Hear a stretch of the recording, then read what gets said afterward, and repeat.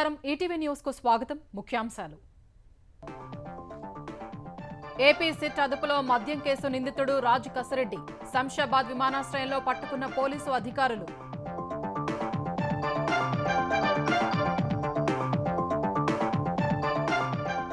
అమరావతిలో 1,00,000 కోట్ల విలువైన నిర్మాణాలకు భూమి పూజ చేయనున్న ప్రధాని తర్వాత పనులు పరుగులు పెట్టిస్తామన్న మంత్రులు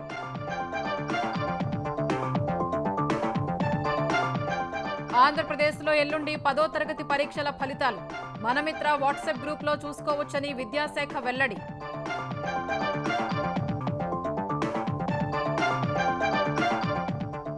తెలంగాణలో పెట్టుబడులు పెట్టాలని జపాన్ పారిశ్రామికవేత్తలకు రేవంత్ పిలుపు ఒసాకా ఎక్స్పోలో పెవిలియన్ ప్రారంభించిన సీఎం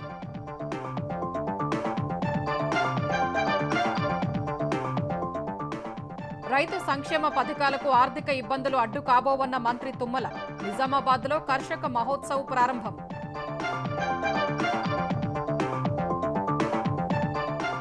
మావోయిస్టులకు మరో ఎదురుదెబ్బ జార్ఖండ్ ఎన్కౌంటర్లో 8 మంది నక్సల్స్ హతం మృతుల్లో సెంట్రల్ కమిటీ సభ్యుడు వికాస్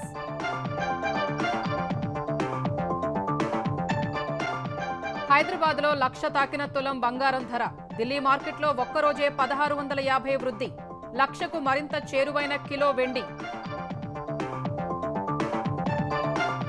కేథలిక్ మత పెద్ద పోప్ ఫ్రాన్సిస్ కన్నుమూత ప్రపంచ నేతల ప్రగాఢ సంతాపం క్రీస్తు ఆదర్శాల సాధనకు కృషి చేశారన్న మోదీ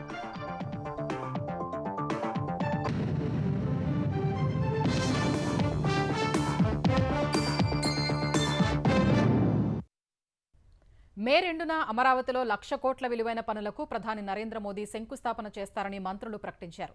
ప్రధాని పర్యటన ఏర్పాట్లను పర్యవేక్షిస్తున్న మంత్రుల కమిటీ విజయవాడలోని జలవనరుల శాఖ క్యాంపు కార్యాలయంలో అధికారులతో సమావేశమైంది. ఈ సమావేశానికి మంత్రులు నారాయణ, పయ్యావుల కేశవ్, నాదెండ్ల మనోహర్, ప్రభుత్వ ప్రధాన కార్యదర్శి విజయానంద్, సిఆర్డీఏ సహా పోలీసు అధికారులు హాజరయ్యారు. మే 2న ప్రధాని పర్యటన ఏర్పాట్లను వేగవంతం చేయాలని మంత్రులు ఆదేశించారు. భారీ బహిరంగ సభ ఏర్పాట్లు, హెలీప్యాడ్లు, సభకు వచ్చే రహదారులు, రోడ్ షోల సమన్వయంపై మంత్రులు చర్చించారు. మే 2న మధ్యాహ్నం 2 గంటలకు ప్రధాని వస్తారని ఏపీ పురపాలక శాఖ మంత్రి నారాయణ చెప్పారు. సాయంత్రం 5:20 వరకు సభ జరుగుతుందని వివరించారు. ప్రధాని ప్రారంభోత్సవం తర్వాత పనులు ఊపందుకుంటాయని మంత్రులు వెల్లడించారు. ప్రైమ్ మినిస్టర్ గారు ఎయిర్పోర్ట్లో అరైవ్ అయిన దగ్గర నుంచి మళ్ళా తిరిగి వెళ్లేదాకా ఒక సక్సెస్ఫుల్ గా ఈ ప్రోగ్రామ్ చేయాలి మంత్రుల బృందం కూర్చొని డిస్కస్ చేసింది. ఎండలు ఎక్కువగా ఉన్నాయి కాబట్టి వాటి ఎటువంటి ఇబ్బంది పడకుండా ఉండేదానికి అటు పోలీస్ డిపార్ట్మెంట్ తోను మరియు మిగిలిన అన్ని డిపార్ట్మెంట్ తోను అనేక విషయాలు డిస్కస్ చేయడం జరిగింది. కనీసం 5 లక్షల మంది పబ్లిక్ వస్తారని ఎక్స్పెక్ట్ చేస్తున్నాం. 5 లక్షల మందికి ఎటువంటి ఇబ్బంది లేకుండా వాటర్ గానీ, బటర్ మిల్క్ గానీ, ఫుడ్ గానీ, తర్వాత పార్కింగ్ ప్లేసులు గానీ ఎటువంటి ఇబ్బంది లేకుండా చేయడానికి కొంత గైడ్ లైన్స్ యాక్చువల్ గా డిసైడ్ చేశారు. దాని మీద ముందుకు పోవడం జరుగుతుంది. దాదాపు 1,00,000 కోట్ల రూపాయలకు సంబంధించినటువంటి ఫౌండేషన్స్ ప్రధానమంత్రి గారు ఆ రోజు ప్రారంభం చేయబోతున్నారు. ఇవన్నింటికి ఫైనాన్స్ టైఅప్ చేయబడింది. ఈ ఫైనాన్స్ టైఅప్ చేయబడి పనులు ప్రారంభానికి సిద్ధంగా ఉన్నాయి. కాంట్రాక్టర్లు ఫైనలైజ్ అయిపోయినారు. ప్రధానమంత్రి గారు ప్రారంభం అని చెప్పగానే నెక్స్ట్ డే నుంచే పనులు ప్రారంభించేలాగా ఏర్పాట్లు చేయడం జరిగింది. రాష్ట్ర ప్రజల పట్ల, రాష్ట్రం పట్ల అభిమానం ఉన్న ప్రతి ఒక్కరు దీంట్లో పాలు పంచుకోవాలని కోరుకుంటున్నాం. ముఖ్యమంత్రి చంద్రబాబు రేపు ఢిల్లీలో పర్యటించనున్నారు. ఈ పర్యటనలో ఆయన పలువురు కేంద్ర మంత్రులతో సమావేశం కానున్నారు. హోంమంత్రి అమిత్ షా, జలవనరుల శాఖ మంత్రి, న్యాయశాఖ మంత్రులతో ముఖ్యమంత్రి సమావేశమయ్యే అవకాశం ఉంది. ఏపీకి సంబంధించిన పలు అంశాలు, ప్రాజెక్టులపై చంద్రబాబు కేంద్ర మంత్రులతో చర్చలు జరిపే అవకాశం ఉంది. మే 2న ప్రధాని మోదీ ఏపీ పర్యటనకు రానున్నందున రేపటి సీఎం ఢిల్లీ పర్యటన ప్రాధాన్యం సంతరించుకుంది. రాజధాని అమరావతి నిర్మాణం సహా పోలవరం ప్రాజెక్టు సత్వర పూర్తి, పోలవరం బనకచెర్ల అనుసంధాన ప్రాజెక్టుపై చంద్రబాబు చర్చిస్తారని తెలిసింది. వ్యక్తిగత పర్యటన కోసం కుటుంబ సభ్యులతో కలిసి ఈ నెల 17న విదేశాలకు వెళ్లిన చంద్రబాబు ఈ అర్ధరాత్రి 12 గంటలకు ఢిల్లీ విమానాశ్రయానికి చేరుకుంటారు. అక్కడి నుంచి ఢిల్లీలో ముఖ్యమంత్రి అధికారిక నివాసం వన్ జన్పథ్కు వెళ్లి అక్కడే బస చేస్తారు. వైసీపీ హయాంలో జరిగిన మద్యం కుంభకోణంలో కీలక పాత్ర పోషించినట్లు భావిస్తున్న రాజు కసిరెడ్డిని సిట్ పోలీసులు హైదరాబాద్లో అదుపులోకి తీసుకున్నారు. గోవా నుంచి విమానంలో హైదరాబాద్ వచ్చిన రాజు కసిరెడ్డిని శంషాబాద్ విమానాశ్రయంలో సిట్ అధికారులు అదుపులోకి తీసుకున్నారు. రేపు విచారణకు హాజరవుతారని సిట్ అధికారులకు రాజు కసిరెడ్డి చెప్పారు. విచారణకు వస్తారో లేదో అనుమానంగా ఉందన్న అధికారులు తమ వెంట రావాల్సిందే అని తీసుకెళ్లారు.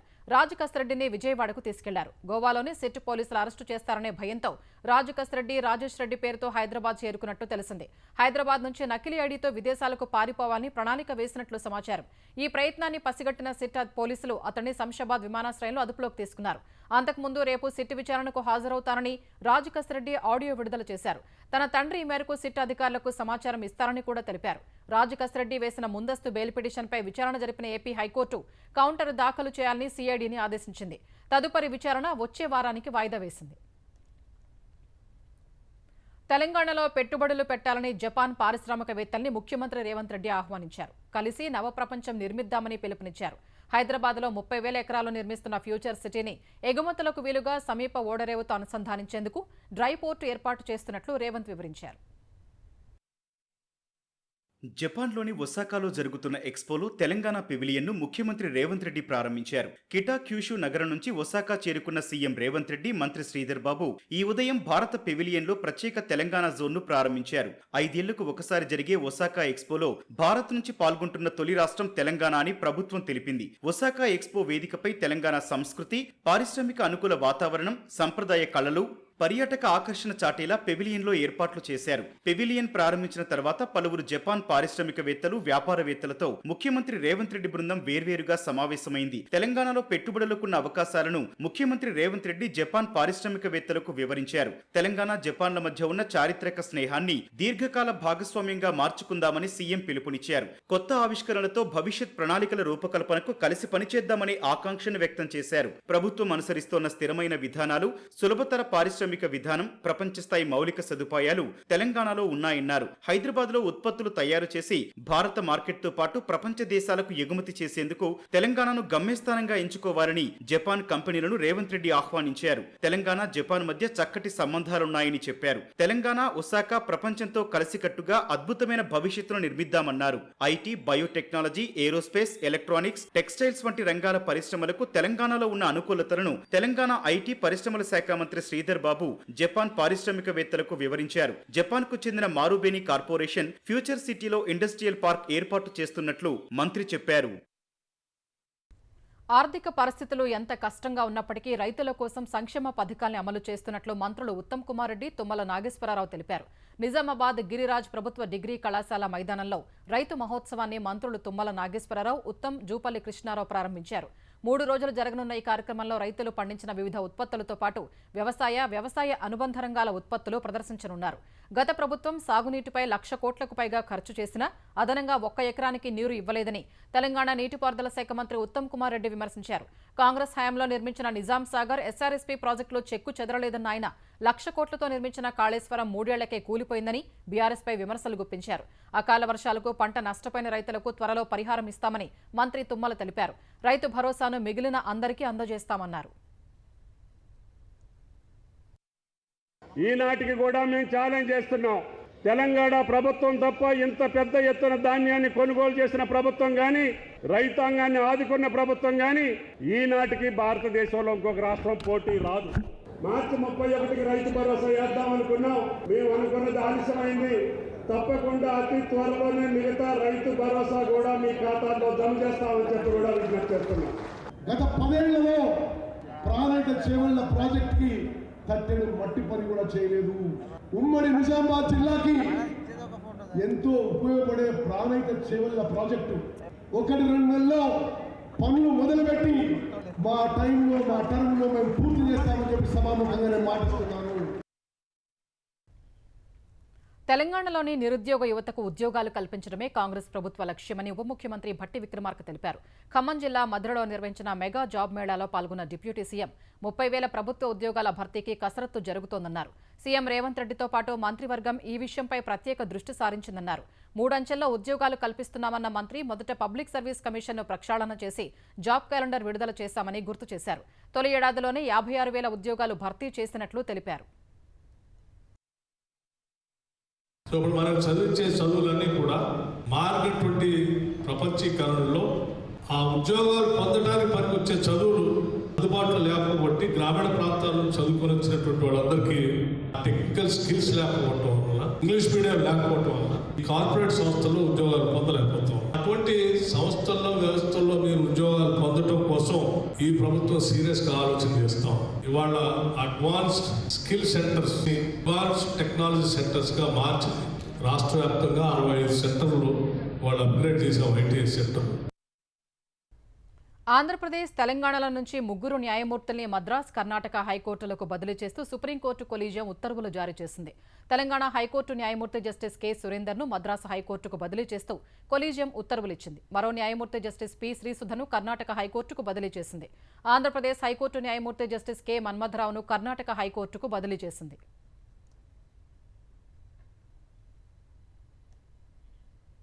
దేశంలో నకిలీ 500 రూపాయల నోట్లు చలామణిలోకి వచ్చినట్లు కేంద్రం హెచ్చరిక చేసింది. నకిలీ 500 రూపాయల నోట్ల విషయంలో అప్రమత్తంగా ఉండాలని ప్రజలకు హోంశాఖ సూచించింది. ఈ సమాచారాన్ని డీఆర్ఐ, ఎఫ్ఐయు, సిబిఐ, ఎన్ఐఏ, సెబీకి ఇచ్చినట్టు తెలిపింది. ప్రింటింగ్, నాణ్యత పరంగా 500 రూపాయల నకిలీ నోట్లు అసలు నోట్లను పోలి ఉన్నాయని, వాటిని గుర్తించడం చాలా కష్టంగా ఉన్నట్లు హోంశాఖ వెల్లడించింది. అయితే చిన్న స్పెల్లింగ్ దోషముందని, దొంగ నోట్లను గుర్తించడంలో అదే కీలకమని పేర్కొంది. రిజర్వ్ బ్యాంక్ ఆఫ్ ఇండియాలో రిజర్వ్ అనే పదంలో ఈ అనే లెటర్కు బదులు ఏ అని పడినట్లు కేంద్ర హోంశాఖ తెలిపింది. ఈ చిన్న తప్పును గుర్తించాలంటే 500 రూపాయల నోటును క్షుణ్ణంగా పరిశీలించాలని సూచించింది. ఇలాంటి నకిలీ నోట్లు అత్యంత ప్రమాదకరమని తెలిపింది. ప్రస్తుతం మార్కెట్లో నకిలీ 500 నోట్లు ఎన్ని ఉన్నాయో గుర్తించడం కష్టమని ఉగ్ర ఫైనాన్స్ పై దర్యాప్తు చేస్తున్న అధికారి ఒకరు తెలిపారు. భారత పర్యటనలో ఉన్న అమెరికా ఉపాధ్యక్షుడు జేడీ వాన్స్ ప్రధాని నరేంద్ర మోదీతో ద్వైపాక్షిక చర్చలు జరిపారు. 2 దేశాల మధ్య వాణిజ్య ఒప్పందాన్ని వీలైనంత త్వరగా ఖరారు చేసే అంశంపై వారు చర్చించినట్లు తెలిసింది. భారత పర్యటన కోసం వచ్చిన వాన్స్ దంపతులకు ఉదయం ఢిల్లీలోని పాలం వైమానిక స్థావరంలో కేంద్ర మంత్రి అశ్విని వైష్ణవ్ స్వాగతం పలికారు. అనంతరం భారత సైనిక దళాలు వాన్స్కు గౌరవ వందనం సమర్పించాయి. తర్వాత పలువురు కళాకారులు నృత్య ప్రదర్శన చేశారు. అక్కడి నుంచి వాన్స్ కుటుంబ సమేతంగా ఢిల్లీలోని అక్షర్ధామ్ ఆలయాన్ని సందర్శించారు. వాన్స్ పిల్లలు సంప్రదాయ భారతీయ దుస్తుల్లో కనువిందు చేశారు. సాయంత్రం లోక్ కళ్యాణ్ మార్గ్లోని ప్రధాని నరేంద్ర మోదీ నివాసానికి వెళ్లిన వాన్స్ ద్వైపాక్షిక చర్చలు జరిపారు. తన అధికార నివాసానికి వచ్చిన వాన్స్కు ఎదురెళ్లి ఆహ్వానం పలికిన మోదీ ఆయన్ను హత్తుకున్నారు. అనంతరం ఇరువురు నేతల మధ్య ప్రత్యేకంగా సమావేశమై పలు అంశాలపై చర్చించారు.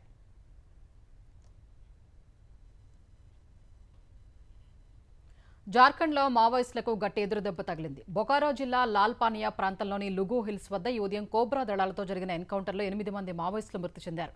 మావోయిస్టు సెంట్రల్ కమిటీ సభ్యుడు వివేక్ సహా స్పెషల్ ఏరియా కమిటీ సభ్యుడు అరవింద్ యాదవ్, జోనల్ కమిటీ సభ్యుడు సాహెబ్ రామ్ ఉన్నట్టు జార్ఖండ్ డీజీపీ అనురాగ్ గుప్తా తెలిపారు.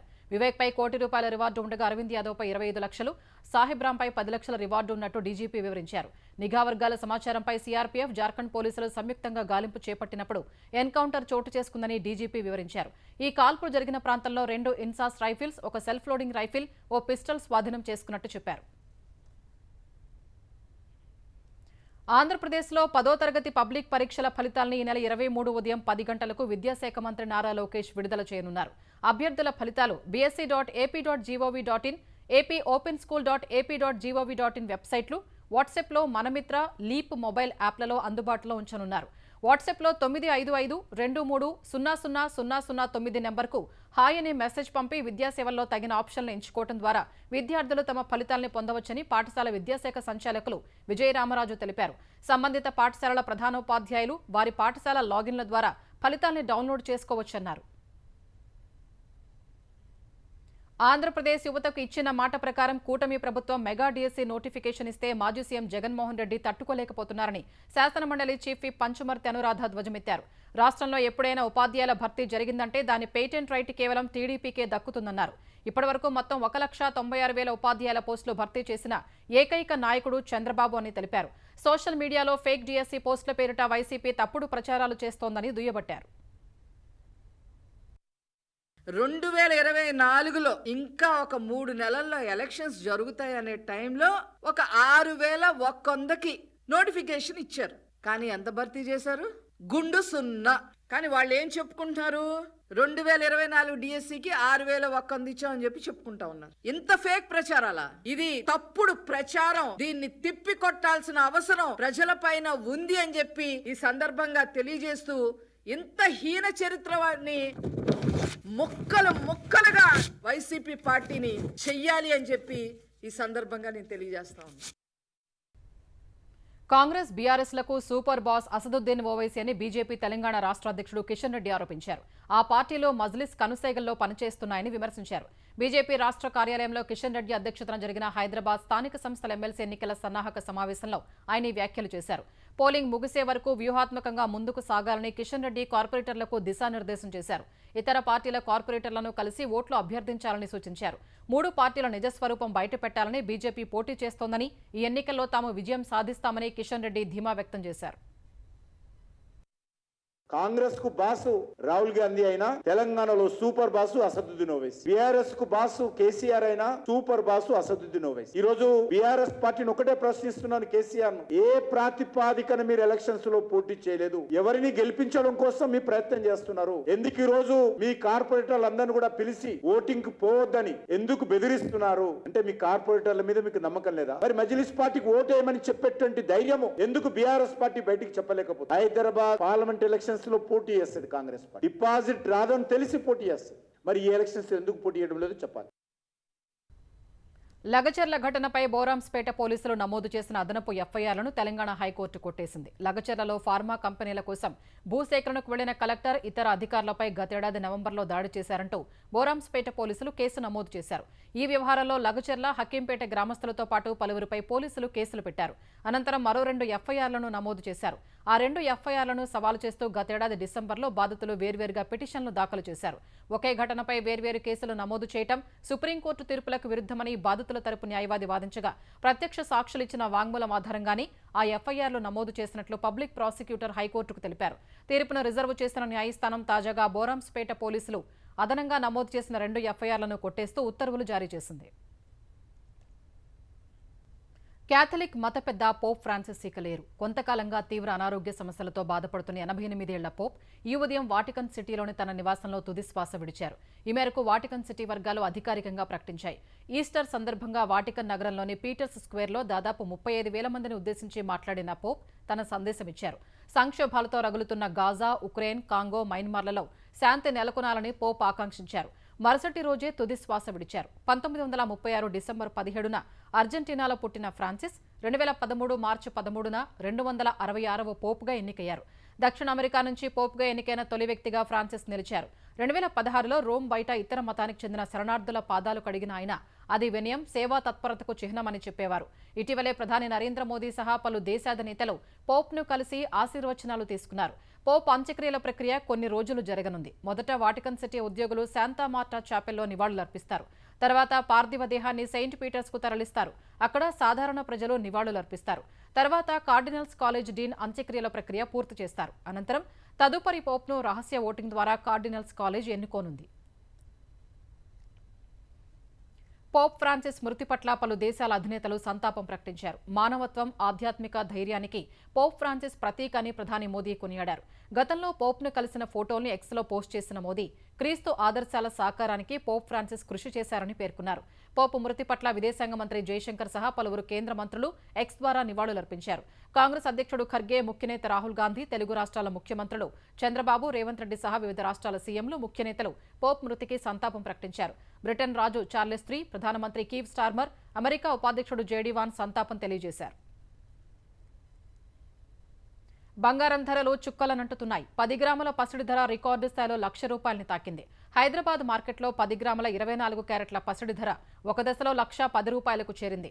తర్వాత స్వల్పంగా తగ్గింది. దేశ రాజధాని ఢిల్లీ మార్కెట్లో 10 గ్రాముల బంగారం ధర ఇవాళ ₹1,650 మేర పెరిగి ₹99,800కు చేరింది. ఈ ఏడాదిలో ఇప్పటికే 10 గ్రాముల పసిడి ధర ₹20,850 మేర పెరిగింది. అమెరికా, చైనా వాణిజ్య యుద్ధ భయాలు సహా అంతర్జాతీయ మార్కెట్లో డాలర్ విలువ క్రమంగా తగ్గుతుండడం వంటి పరిణామాలు బంగారం ధరలు పెరగడానికి కారణమని నిపుణులు చెబుతున్నారు. అటు కేజీ వెండి ధర ఇవాళ ₹500 మేర పెరిగి 98,500కు చేరింది. త్రైమాసిక ఫలితాల తర్వాత బ్యాంకింగ్, ఐటీ సంస్థల వాటాల కొనుగోలుకు చేసేందుకు మదుపర్లు మొగ్గు చూపిన వేళ దేశీయ స్టాక్ మార్కెట్లు వరుసగా 5 సెషన్లో లాభాలు నమోదు చేశాయి. క్రితం 4 సెషన్లలో 3,706 పాయింట్లు పెరిగిన సెన్సెక్స్ ఇవాళ మరో 855 పాయింట్లు ఎగబాకింది. ఉదయం 78,903 పాయింట్ల వద్ద బీఎస్సీ సూచీ ఉత్సాహంగా ప్రారంభమైంది. మొదట్లో స్వల్పంగా తగ్గి 78,776 పాయింట్ల కనిష్ట స్థాయి నమోదు చేసింది. తర్వాత కొనుగోళ్ల మద్దతుతో దూసుకెళ్లిన సెన్సెక్స్ ఒక దశలో 79,635 పాయింట్ల గరిష్ట స్థాయికి చేరింది. చివరకు 79,408 పాయింట్ల వద్ద స్థిరపడింది. జాతీయ స్టాక్ ఎక్స్చేంజ్ సూచీ నిఫ్టీ 274 పాయింట్లు పెరిగి 24,125 వద్ద ముగిసింది. 2024-25 ఏడాదికి సంబంధించి 34 మంది పేర్లతో భారత క్రికెట్ బోర్డు బీసీసీఐ సెంట్రల్ కాంట్రాక్టులను ప్రకటించింది. తెలుగు క్రికెటర్ నితీష్ రెడ్డి సహా పలువురు యువ ఆటగాళ్లకు తొలిసారి కాంట్రాక్టులు దక్కాయి. సీనియర్లు రోహిత్ శర్మ, విరాట్ కోహ్లీ, బుమ్రా, రవీంద్ర జడేజాలు A+ కేటగిరీలో చోటు నిలబెట్టుకున్నారు. మహమ్మద్ సిరాజ్, కేఎల్ రాహుల్, శుభ్మన్ గిల్, హార్దిక్ పాండ్యా, మహమ్మద్ షమీలకు A కేటగిరీ కాంట్రాక్టు దక్కింది. రోడ్డు ప్రమాదం కారణంగా గతంలో రిషబ్ పంత్ను B కేటగిరీలో ఉంచిన బీసీసీఐ ఇప్పుడు A కేటగిరీలోకి మార్చింది. సూర్యకుమార్ యాదవ్, కుల్దీప్ యాదవ్, అక్షర్ పటేల్, SSV జైష్వాల్ను B కేటగిరీలో ఉంచింది. IPL కోసం రంజీ ఆడలేదని గతేడాది బీసీసీఐ ఆగ్రహానికి గురై కాంట్రాక్ట్ను కోల్పోయిన శ్రేయస్ అయ్యర్కు ఈసారి B కేటగిరీలో చోటు దక్కింది. ఇక C కేటగిరీలో 19 మంది ఉండగా తెలుగు కుర్రాడు నితీష్ కుమార్ రెడ్డి, హర్షిత్ రాణా, వరుణ్ చక్రవర్తి, అభిషేక్ శర్మ తొలిసారి చోటు దక్కించుకున్నారు. ఇషాన్ కిషన్ కూడా C కేటగిరీలో ఉన్నాడు.